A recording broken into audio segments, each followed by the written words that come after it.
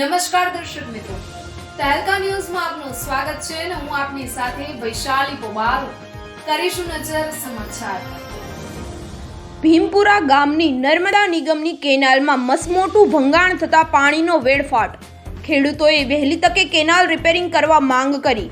આમોદ તાલુકામાં આવેલા ભીમપુરા ગામે નર્મદા નિગમની કેનાલમાં મસમોટું ગાબડું પડતા પાણીનો વેડફાટ થઈ રહ્યો છે.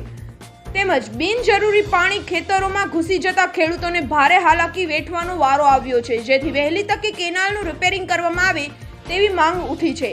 આમોદ તાલુકાના ભીમપુરા ગામ પાસે નર્મદા નિગમની નહેરોમાં ઠેર ઠેર પડેલા તોતિંગ ગાબડાઓ અંદાજિત 2 મહિના પહેલા જ નર્મદા નહેર નિગમના કોન્ટ્રાક્ટર દ્વારા સમારકામ કરવામાં આવ્યું હતું, પરંતુ જ્યાં ગાબડું પડ્યું છે એ જ જગ્યા પર તકલાદી મટીરીયલથી સમારકામ થતા વારંવાર નહેર તૂટી જાય છે. નહેર તૂટવાના કારણે ખેતરોમાં પાણી ભરાઈ જતા ખેડૂતો ચિંતિત બન્યા હતા. રિપોર્ટર અવી સૈયદ સાથે તહેલકા ન્યૂઝ, ભીમપુરા, આમોદથી. નમસ્કાર, મારું નામ મુબારક પટેલ છે. હું ભીમપુરાનો રહેવાસી છું.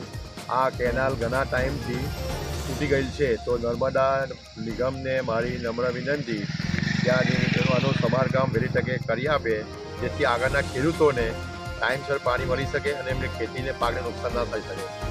એટલા માટે હું એક નમ્ર વિનંતી કરું છું નર્મદા નહેર નિગમને કે આ વહેલી તકે આનું સમારકામ કરે તો આગળના ખેડૂતોને પાણી મળી શકે. નમસ્કાર.